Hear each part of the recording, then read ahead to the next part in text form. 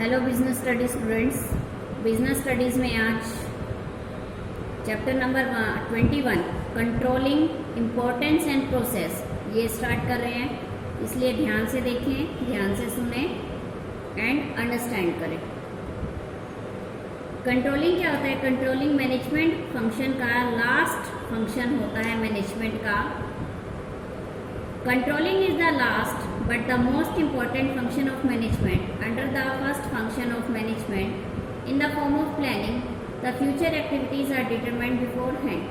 Planning में हमने क्या किया था? Future activities क्या की जाती हैं, उसमें की जाती हैं।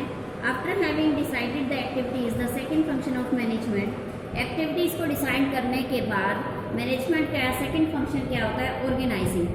ऑर्गेनाइजिंग में क्या है? इम्प्लीमेंटेशन एक्टिविटीज़ का किया जाता है जो कि प्लानिंग में बनाई जाती हैं और स्ट्रक्चर ऑफ रोल्स के द्वारा जो बनाई जाती हैं।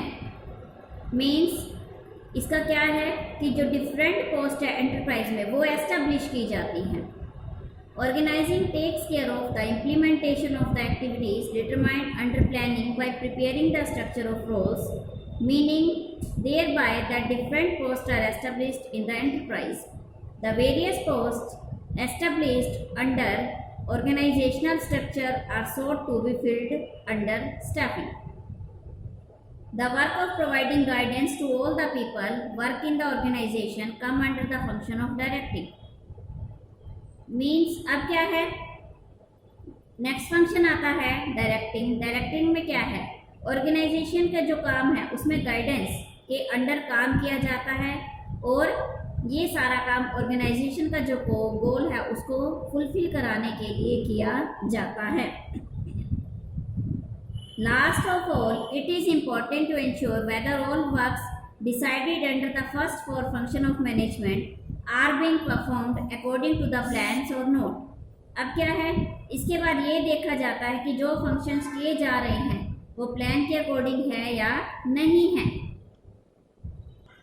It means that the progress of the work is assessed and deficiencies are sought to be located so that remedial action may be taken to avoid adverse consequences, and this function is performed under controlling. अब last function आता है controlling. इसमें जो काम किया गया है इसको असेस किया जाता है। डेफिशिएंसीज मीन्स कमियां निकाली जाती हैं, कमियां ढूंढी जाती हैं और फिर रेमेडियल एक्शन लिए जाते हैं। और ये किसके अंडर किया जाता है? कंट्रोलिंग के अंडर किया जाता है। नेक्स्ट है meaning of controlling. In management control means that in order to achieve the desired objective efficiently, economically and successfully, the real progress of the work should be assessed from time to time so that the actual progress of the work is in accordance with the expected progress. इसमें क्या है? Management में control का क्या mean है कि जो objective में ऑर्गेनाइजेशन के सेटअप किए गए हैं उसको एफिशिएंटली, इकोनॉमिकली और सक्सेसफुली पूरा किया जा सके, टाइम पर पूरा किया जा सके और जो प्रोग्रेस हम चाहते हैं वो प्रोग्रेस की जा सके। कंट्रोलिंग में डेविएशन फाइंड आउट किए जाते हैं और फिर उसके बाद इनकी जो हमने स्टैंडर्ड फिक्स किए हैं, स्टैंडर्ड ऑलरेडी फिक्स किए जाते हैं, फिर एक्चुअल परफॉर्मेंस की इसके साथ क्या किया जाता है? चेक किया जाता है कि वो उसके अकॉर्डिंग है या नहीं है। और जो डेविएशंस हैं उनको, उन कमियों को दूर किया जाता है ताकि प्रोग्रेस की जा सके, प्रॉफिट को मैक्सिमाइज किया जा सके, ऑर्गेनाइजेशनल ऑब्जेक्टिव को अच्छी तरह से फुलफिल किया जा सके। अब जैसे सपोज करें आप का जो पेपर होते हैं उसमें एग्जाम्स में कितने होते हैं? 100 मार्क्स का एग्जाम होता है। आपका कोई भी एग्जाम लगा लें, 100 मार्क्स का आपका एग्जाम है। 100 मार्क्स के एग्जाम में आपका क्या मोटिव होता है? आपका क्या ऑब्जेक्टिव होता है? आप क्या गेन करना चाहते हैं?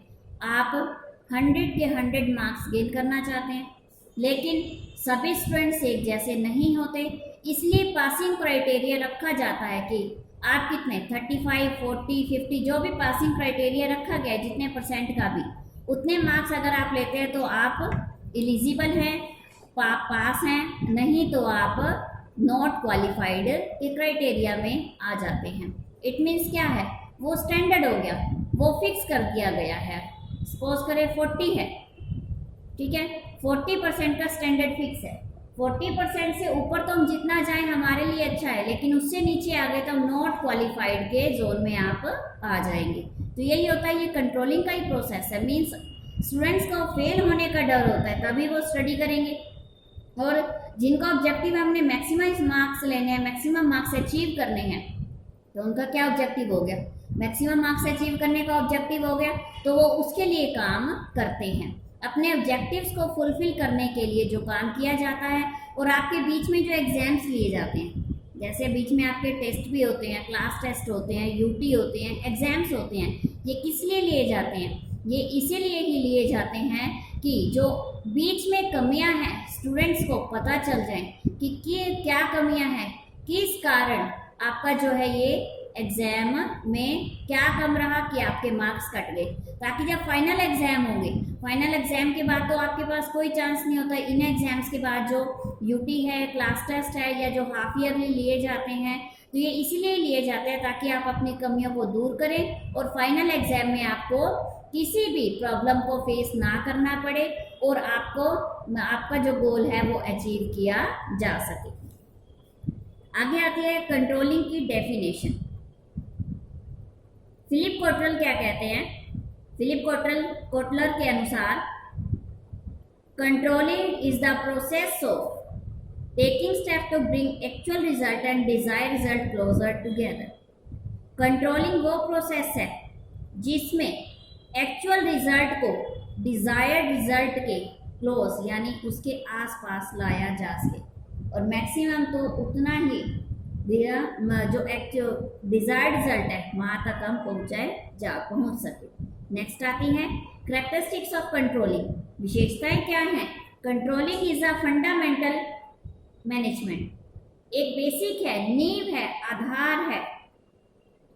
काफ़ी फंक्शंस है जैसे planning, organising, staffing, directing and controlling. इनमें से कंट्रोलिंग क्या है? मोस्ट इम्पॉर्टेंट फंक्शन है। अगर कंट्रोलिंग को इसमें से निकाल दिया जाए मैनेजमेंट फंक्शंस में से, तो सब कुछ मीनिंगलेस हो जाता है। मीन्स क्या है? ये आधार है मैनेजमेंट का कंट्रोलिंग। नेक्स्ट आता है essential function of every manager. हर एक मैनेजर का एक बहुत ही महत्वपूर्ण फंक्शन है। It is performed at all the managerial levels. It is that function of management under which every manager at every level assure that the actual progress is in conformity with the plans. Actual progress क्या है? Plan के according ही है। Next है controlling is a continuous activity.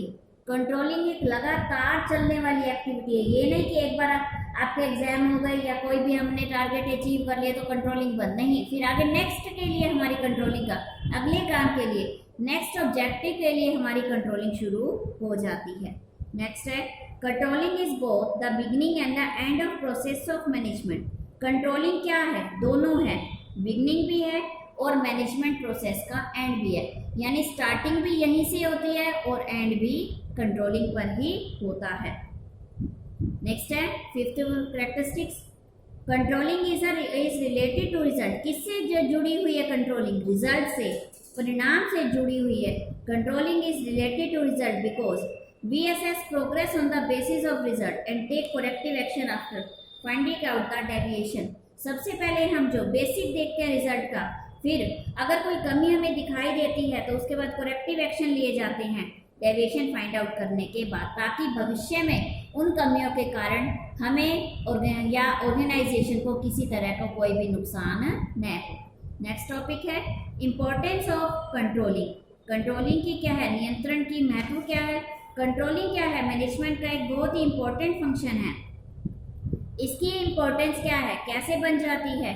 When we find that it is needed in all the function of management. Controlling checks mistakes and tells us how new challenges can be met or faced.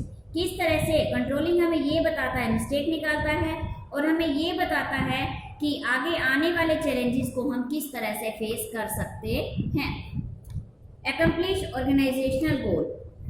Organisation के गोल को accomplish करना, जो organisation के गोल setup किए गए हैं उनको fulfil करना। अगर इससे बीच में डेविएशन नहीं निकाले जाएंगे, कमियों को नहीं निकाला जाएगा और उनको दूर नहीं किया जाएगा, सिर्फ कमियां निकालना ही काफ़ी नहीं है, उन कमियों को दूर करना भी ज़रूरी है।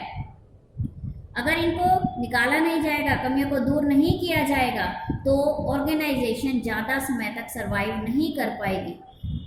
ठीक है स्टूडेंट्स। उसके बाद आता है जजिंग एक्यूरेसी ऑफ स्टैंडर्ड। फिर ये देखा जाता है कि जो स्टैंडर्ड फिक्स किए गए हैं क्या वो बिल्कुल सही हैं, क्या वो स्टैंडर्ड लिमिट से ज़्यादा तो नहीं रख दिए। सपोज करें आपके एग्जाम में पासिंग क्राइटेरिया 80% का रख दिया जाए तो कितने स्टूडेंट्स पास हो पाएंगे?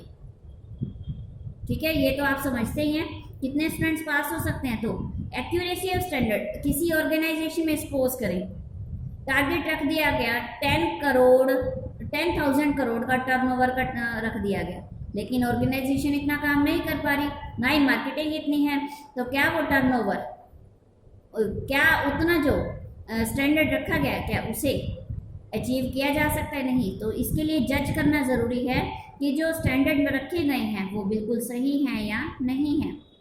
नेक्स्ट है making efficient use of resources को एफिशिएंटली यूज़ कर लिया गया है या नहीं किया गया। ऐसा तो नहीं है कि जो रिसोर्सेज दिए गए हैं वो वेस्ट जा रहे हैं, उन्हें पूरी तरह से फिजिकल रिसोर्सेज को या ह्यूमन है जो उनको पूरी तरह से यूज़ किया जा रहा है या नहीं किया जा रहा। नेक्स्ट है इम्प्रूविंग एम्प्लॉय मोटिवेशन।